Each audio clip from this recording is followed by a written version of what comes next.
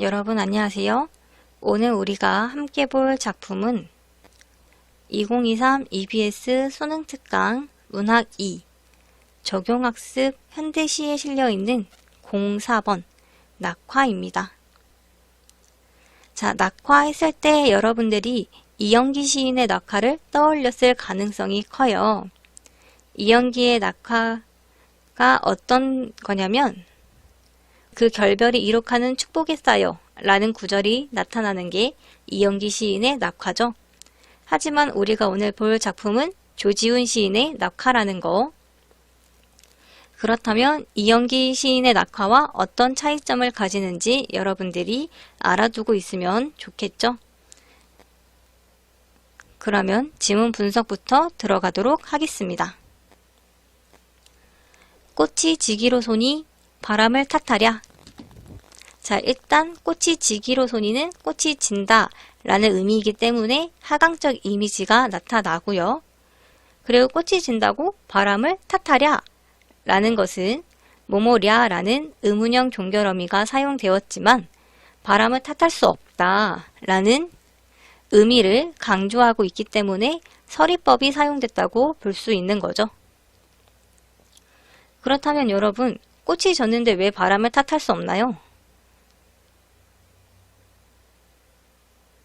그렇죠.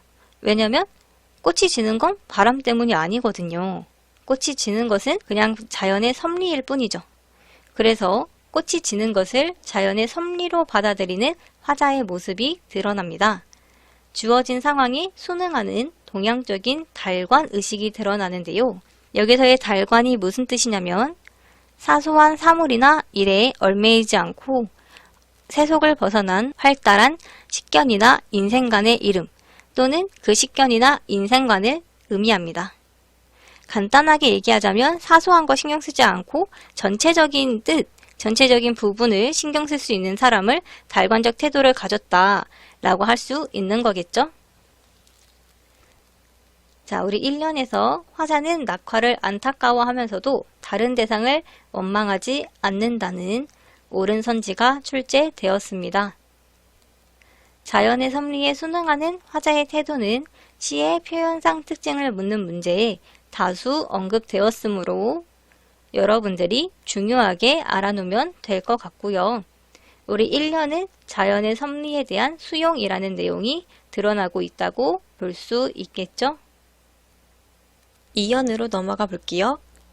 주렴 밖에 성긴 별이, 주렴이라는 건 구슬 따위로 깨어 만든 발, 전통적 어휘라고 볼 수 있고요.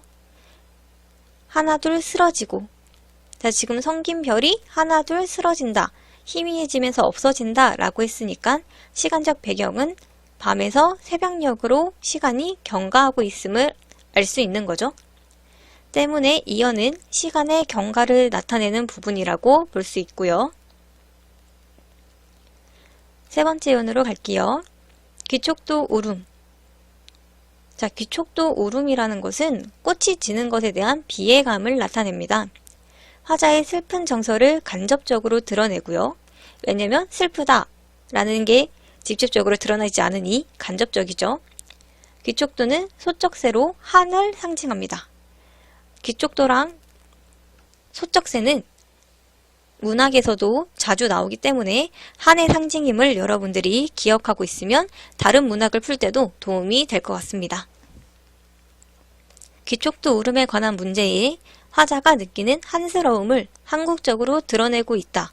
슬픔과 안타까움의 정서를 자연물에 의탁하여 나타내고 있다. 등의 옳은 선지가 출제되었습니다. 귀촉도 울음은 전통으로 한의 정서를 환기하며 이와 같은 시어를 활용하여 낙화에 대한 화자의 슬픈 정서를 간접적으로 전달하고 있습니다. 그리고 울음이라고 했으니까 청각적 심상 나타나는 거고요. 귀촉도라는 건 전통적 어휘라고 볼 수 있겠죠. 그래서 귀촉도 울음 뒤에 먼 산이 다가서다. 자, 우리 원래 먼 산인데 먼 산이라고 했으니까 시적 허용이 나타나는 거고요. 좀 더 멀리 있는 듯한 느낌, 거리감을 드러내주고 있죠.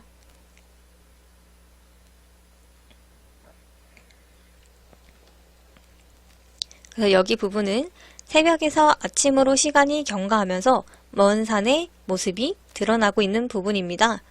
밤, 새벽, 아침에 시간 이동이 나타난다는 옳은 선지가 출제되었습니다. 자, 때문에 3년은 시간의 경과를 구체적으로 제시하고 있고요. 1~3년은 적막한 분위기의 배경이 나타나죠. 그 다음으로 가볼게요. 촛불을 꺼야 하리, 꽃이 지는데. 자, 일단 꺼야 하리 라는 서술어가 꽃이 지는데 보다 먼저 나왔으므로 도치법이라 할 수 있고요. 촛불을 꺼야 한다는 것은 꽃이 지는 것을 관조하기 위한 행위고요. 꽃이 떨어지는 시간에 자기 자신 역시 어둠을 마주하여 있고자 하는 것입니다. 꽃 지는 그림자가 뜰에 어리는 것을 보려는 간절한 심정의 표현이라고도 볼 수 있겠죠. 자, 사연은 낙화에 대한 미련이 드러납니다. 5연으로 갈게요. 꽃 지는 그림자, 뜰에 어리여. 자, 지금 낙화하는 순간을 아름답게 그려내고 있죠. 꽃 지는 그림자가 뜰에 어렸대요. 이 시에 나타난 정서나 태도를 묻는 문제에 관조적인 자세를 유지하고 있다, 소멸되어가는 아름다움에 대한 우수가 나타나 있다 라는 옳은 선지가 출제되었습니다. 이 시는 전체적으로 고요한 분위기 속에서 낙화의 아름다움과 화자의 슬픔을 표현하고 있는 것을 여러분들이 잘 알아두고 넘어가야 합니다.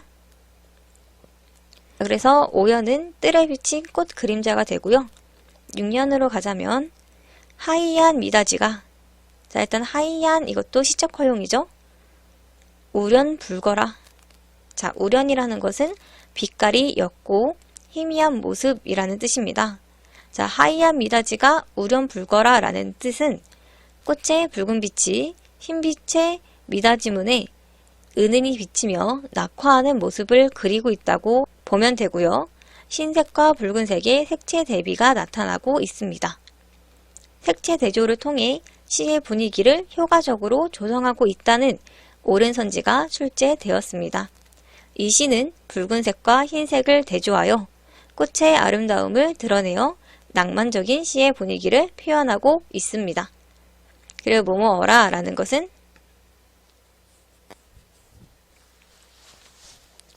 원래는 명령형 종결어미지만 여기서는 명령을 하기 위해 사용한 것이 아니라 감탄하기 위해서 사용했으므로 영탄법이 사용된다 라고 볼 수 있고요. 6년의 내용은 은은한 꽃 그림자였습니다. 자, 4에서 6년은 낙화의 아름다운 분위기가 나타나고 있다고 볼 수 있죠. 다음 7년으로 갈게요. 묻혀서 사는 이. 자, 이 묻혀서 사는 이가 바로 화자죠. 지금 화자의 상황, 현실과 단절된 상황이 나타나고 있습니다. 이 시의 화자와 유사한 인물 유형을 묻는 문제에 시골에 내려가 은둔하며 살아가는 선비가 옳은 선지로 출제되었습니다. 이 시의 화자는 현실에서 먼 곳에 외따로 있으며 이런 모습을 은둔다적 삶이라는 내용으로 선지에 자주 제시되었습니다. 그래서 묻혀서 사는 이의 고운 마음을, 자, 고운 마음이라는 건 지금 화자가 가지고 있는 마음이고, 즉 꽃이 지는 것을 슬퍼하는 마음, 일제감정기에 창작되었을 시대 상황을 고려하면 부정적 상황에 소극적으로 저항하는 마음으로 해석할 수 있겠죠?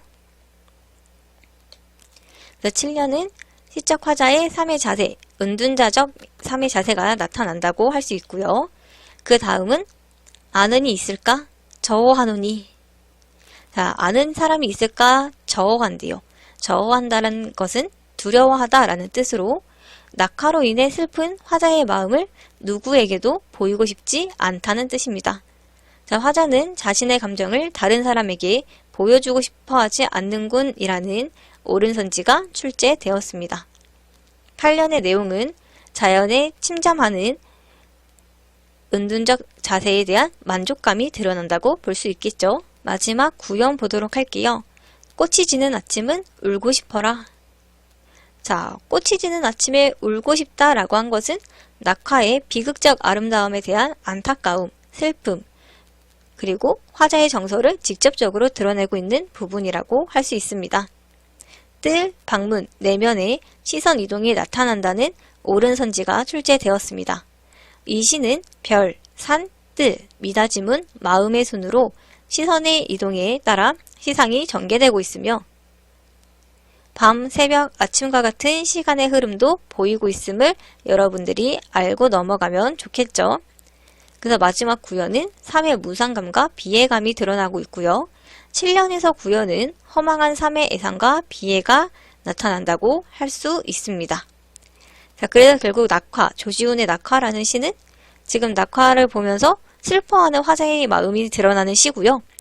자, 낙화에 관련된 문제 3개 정도를 풀어보고 다음 시로 넘어가도록 하겠습니다. 자, 우리가 먼저 풀어볼 문제는 9번 문제입니다. 윗글의 시상전개 방식을 보기에서 골라 바르게 묶은 것을 고르는 문제고요. 풀어볼 시간을 줄 테니 한번 풀어보도록 합시다.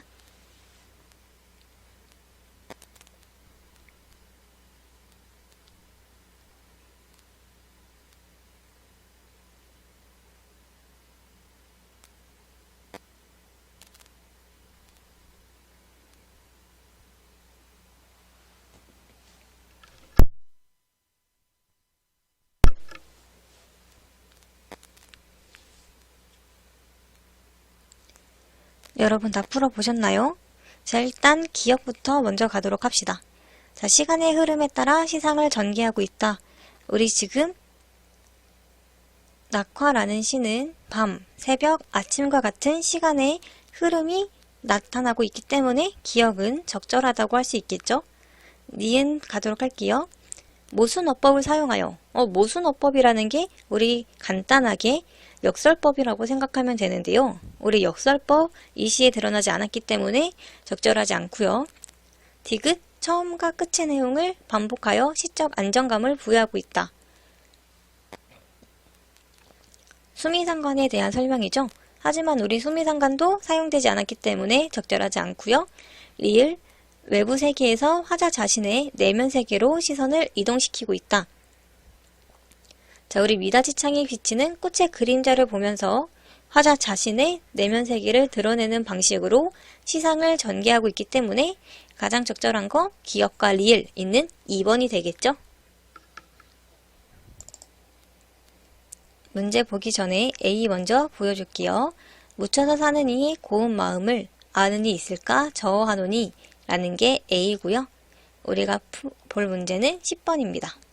자, A에 나타난 서정적 자아의 태도와 가장 비슷한 것을 고르는 문제고요. 이것도 풀어볼 시간을 줄 테니 한번 풀어보도록 합시다.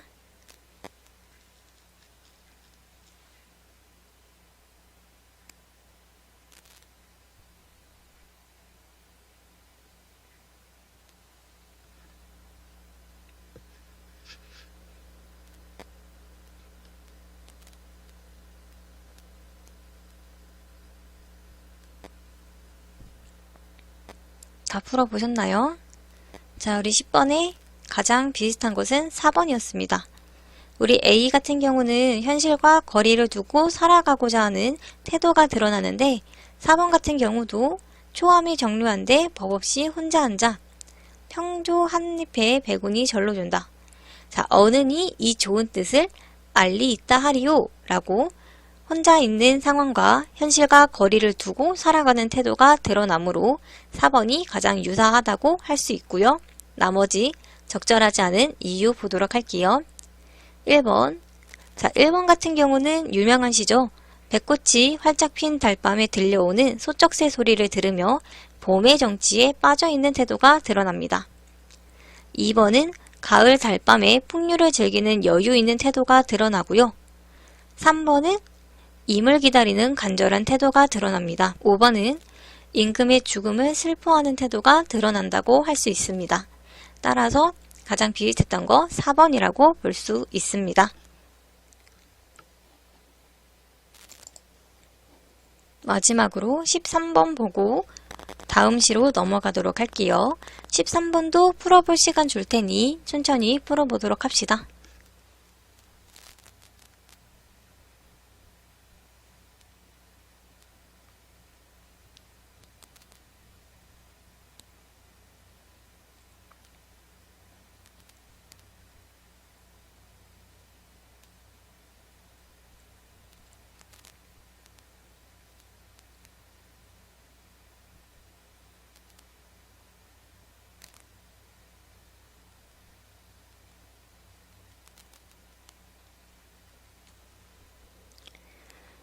여러분 다 풀어보셨나요?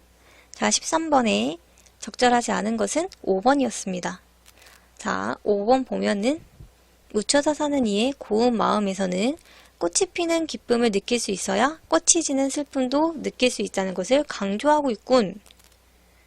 자, 우리 5번 같은 경우 묻혀서 사는 이의 고운 마음은 현실과 단절되어 살아가는 화자가 꽃이 지는 것을 슬퍼하는 마음을 의미할 뿐 꽃이 피는 기쁨을 느낄 수 있어야 꽃이 지는 슬픔도 느낄 수 있다는 것을 밝히고 있진 않죠.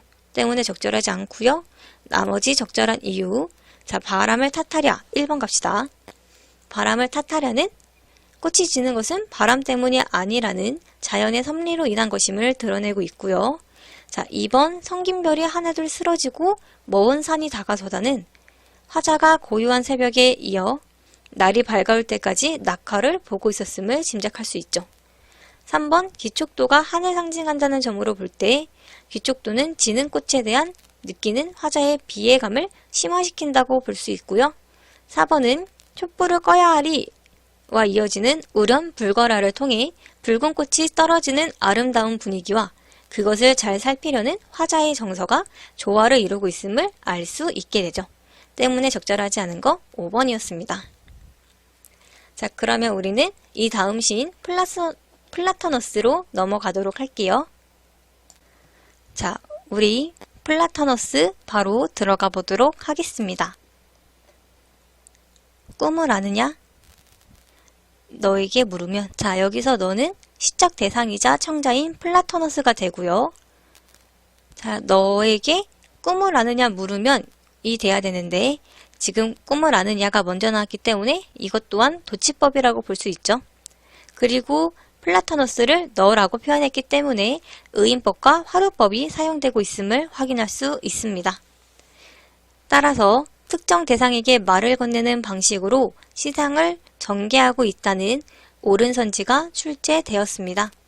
화자는 플라토너스라는 청자를 상정하고 그에게 말을 건네는 방식으로 시상을 전개하고 있다는 것을 여러분들이 기억하고 넘어가야 합니다. 플라토너스, 너의 머리는 어느덧 파란 하늘에 젖어 있다. 자, 내가 너에게 꿈을 아느냐 라고 물으니까 플라토너스, 너의 머리는 어느덧 파란 하늘에 젖어 있어요. 자, 일단 파란이라는 것도 시적 허용이 되고요. 플라토너스의 머리가 파란 하늘에 젖어 있다는 것은 플라토너스는 이미 꿈을 지닌 존재라는 것을 의미하는 것입니다. 그래서 플라토너스에 대해 묻는 문제에 꿈과 이상을 지닌 존재라는 옳은 선지가 출제되었으므로 여러분들이 알아둘 필요가 있겠죠. 그리고 각 연의 다양한 플라토너스의 속성을 표현하고 있으므로 플라토너스의 주요 속성을 이해하고 있어야 합니다. 지금 계속 플라토너스라는 단어를 반복해서 운율을 형성할 거고요. 파란 하늘은 꿈, 이상 같은 것을 나타냅니다. 꿈은 나무의 높이에 대응되며 이는 곧 지상에서 천상으로 가는 꿈이라고 볼 수 있습니다. 파라는 플라토너스가 꿈을 가지며 살아가고 있음을 색채 이미지를 통해 효과적으로 드러낸다고 할 수 있죠. 그래서 꿈을 향한 플라토너스의 동경이 1년의 내용이 됩니다. 2연으로 갈게요. 너는 사모할 줄 모르나? 플라토너스, 너는 내게 있는 것으로 그늘을 느린다.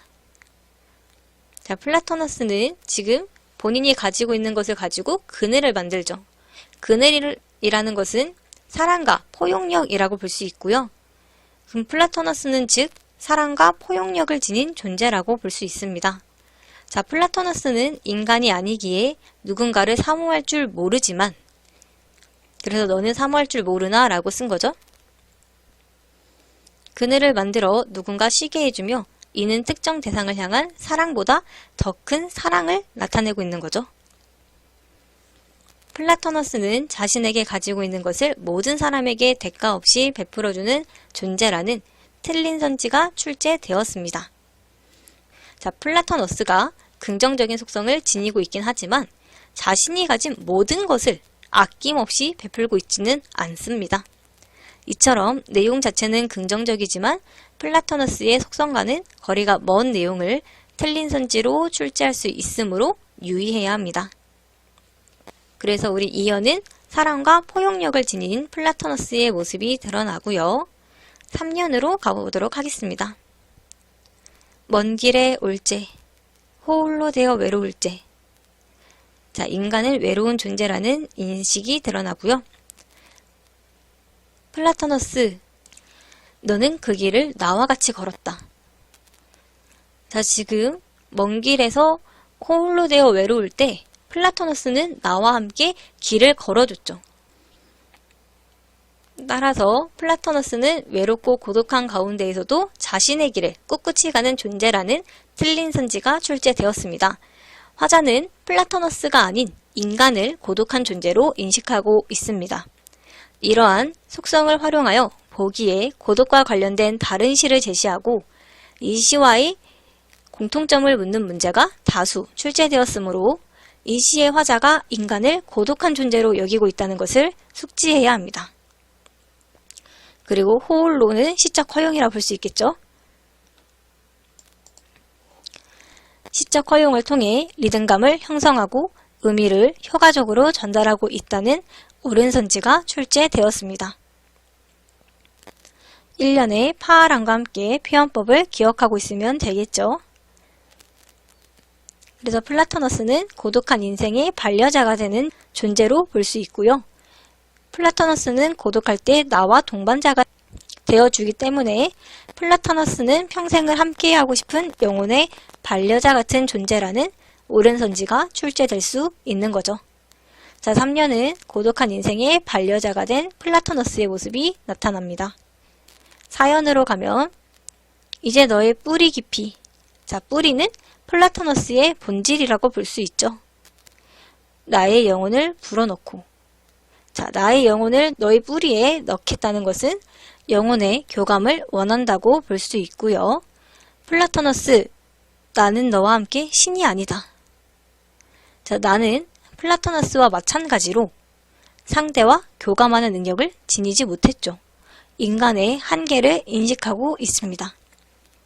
플라토너스에 대해 묻는 문제에 인간과 같이 유한성을 지닌 존재라는 옳은 선지가 출제되었고 각 연의 내용에 대해 묻는 문제에 사연에서 화자는 자신과 플라토너스를 유한한 존재로 인식하고 있다는 옳은 선지가 출제되었습니다. 화자가 자신과 플라토너스 모두 유한한 존재로 인식하고 있다는 점을 알고 있어야 됩니다.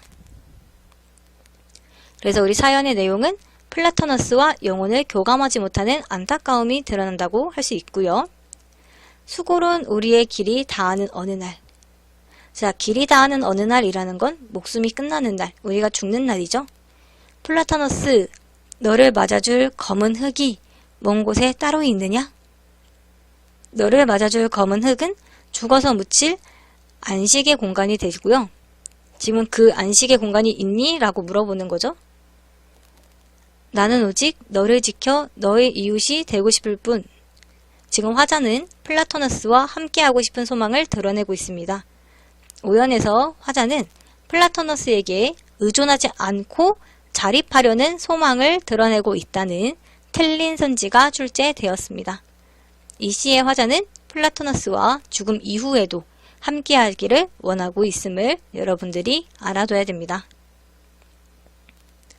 그곳은 아름다운 별과 나의 사랑하는 창이 열린 길이다. 자, 그곳은 플라토너스와 내가 함께할 곳이고요. 아름다운 별과 나의 사랑하는 창이 열린 길이라는 것은 플라토너스의 고결한 삶이자 화자가 지향하는 삶의 지향점을 나타냅니다. 따라서 5연은 플라토너스와 함께 하고 싶은 삶의 지향점이 드러난다고 할 수 있죠.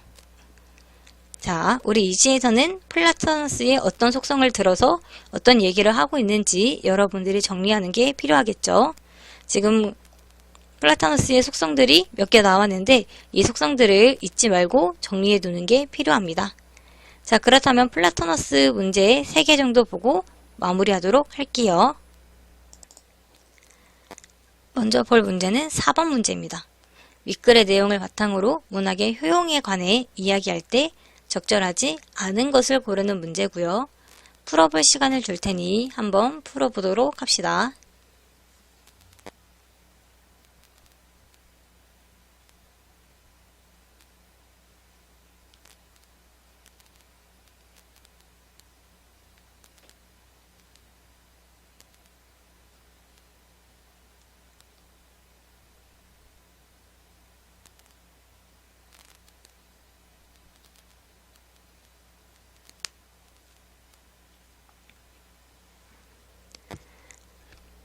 자, 여러분 4번 다 풀어보셨나요? 자, 4번에 효용에 관해 이야기 잘못한 사람은 바로 5번 두진이었죠. 자, 5번 볼게요. 화자가 플라토너스에게 의문을 제기하는 것과 같이 문학은 우리 사회의 모순과 부조리함에 의문을 제기하고 날카롭게 비판하는 기능을 가집니다. 자, 우리 위시에서는 화자가 자연물인 플라토너스에게 너로 인격화하여 말을 건네고 때로는 무엇을 묻기도 하죠. 이는 화자가 플라토너스를 고독한 영혼의 반려자로 여기기 때문이고 우리 사회의 모순과 부조리에 의문을 제기하는 것과는 거리가 멀기 때문에 적절하지 않다고 볼 수 있습니다. 나머지가 적절한 이유 보도록 할게요. 자, 1번 플라토너스의 머리가 파란 하늘에 젖어 있는 것은 플라토너스가 꿈과 이상을 갖고 있다는 의미이며 이를 통해 문학이 우리에게 현실 너머의 꿈과 이상의 세계를 보여준다는 효용을 언급할 수 있죠. 2번 플라토너스가 그늘을 들이우는 것은 타인에 대한 배려로 해석할 수 있으며 이를 통해 문학이 타인에 대한 배려와 사랑의 마음을 깨닫게 할 수 있다는 효용을 언급할 수 있습니다. 3번 3년에는 삶이 힘들고 외로울 때 항상 같이 있어주는 플라토너스의 모습이 드러나죠. 이를 통해 문학이 고독한 우리의 삶에 위안을 주는 동반자라는 효용을 언급할 수 있고요. 마지막 4번 이 시는 화자가 플라토너스를 삶의 동반자로 여기며 친밀하게 대하는 태도가 드러납니다. 이를 통해 문학이 우리의 정서를 풍부하게 하여 자연물에 이르기까지의 교감의 폭을 넓힌다는 효용을 언급할 수 있게 됩니다. 따라서 적절하지 않은 거 5번이라고 할 수 있죠. 그 다음 바로 6번 문제 보도록 할게요. 보기에 문학적 전통을 계승하여 윗글을 창작할 계획을 세웠다고 할 때 적절하지 않은 것을 고르는 문제입니다. 자, 풀어볼 시간 줄 테니 풀어보도록 합시다.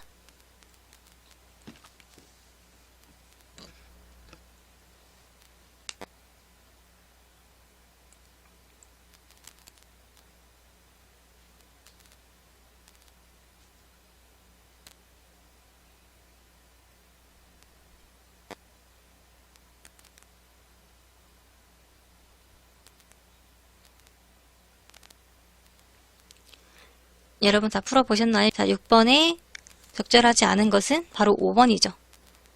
자, 우리 보기의 화자는 보고도 말을 하지 않는 신이 있는 달을 자신의 벗이라고 여기고 있죠. 또한 우리 이 시의 화자도 고독한 영혼의 반려자가 되어준 플라토너스와 영원히 함께하고 싶은 마음을 드러내고 있습니다. 사연에서 플라토너스와 영혼을 교감하지 못하는 안타까움을 드러내곤 있지만 이는 자연물과 언어를 소통하지 못하는 안타까움이 아니라 영혼적 교감을 하지 못하는 것의 안타까움이기 때문에 자연물과 언어를 소통하지 못하는 안타까움을 드러내야겠다라는 계획은 두 작품의 성격과는 거리가 멀다고 할 수 있죠. 자, 그럼 나머지 적절한 이유 보도록 하겠습니다. 1번, 자, 보기는 달을 인격화하고 있고 윗글 역시 플라토너스를 인격화하고 있기 때문에 무정물인 자연물을 인격화하고 있다라는 게 적절하게 되고요. 2번, 자, 보기는 달을, 윗글은 플라토너스의 긍정적 속성을 부각하고 있죠. 3번, 보기의 너, 윗글의 너는 각각 달과 플라토너스를 가리키며 이를 통해 자연물을 2인칭으로 표현하고 있음을 알 수 있습니다. 4번, 보기는 달을 친화의 대상으로 삼고 있으며 윗글 역시 플라토너스를 친화의 대상으로 삼고 있기 때문에 4번도 적절하다고 볼 수 있겠죠. 때문에 적절하지 않은 거 5번이었습니다.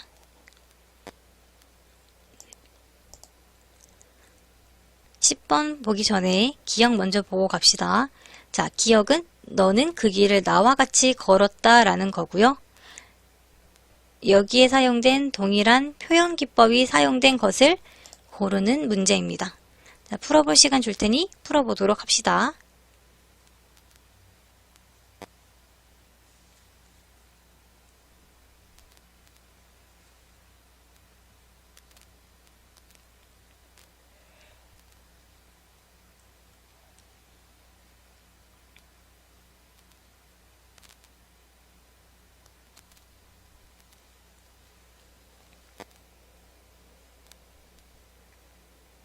자, 10번 함께 보도록 합시다. 우리 기억에 사용된 표현 방법은 의인법, 아니면 화류법이라고 볼 수 있고요. 자, 3번 공장의 지붕은 흰 이빨을 드러낸 채, 이것은 지금 공장의 지붕이 흰 이빨을 드러낸다라는 의인법 또는 화류법이 사용됐기 때문에 3번이 가장 적절하게 되고요. 나머지 적절하지 않은 이유 보도록 합시다. 자, 1번 찬란한 슬픔의 봄 보니까 역설법 사용됐고요. 그리고 기다리고 있을 테요 라는 서술어가 먼저 나왔기 때문에 도치법도 사용되고 있다고 볼 수 있죠. 자, 2번 일단 그곳이 차마 꿈엔들 이칠리야 라고 물어보고 있지만 사실은 잊히지 않는다 라는 답이 정해져 있기 때문에 서리법이 사용된 거고요. 그리고 금빛 게으른 울음이라는 공감각적 표현이 사용된 것이죠. 4번 뭐뭐와 같은 있으니까 직유법이 사용된 것이고요. 5번 가장 유명한 은유법의 예시이죠. 내 마음은 호수요 라는 은유법이 나타나고요. 뒤에 옥같이 라는 뭐뭐 같이 때문에 직유법도 사용되고 있다고 볼 수 있습니다. 자, 우리 벌써 현대시 4강까지 왔는데요.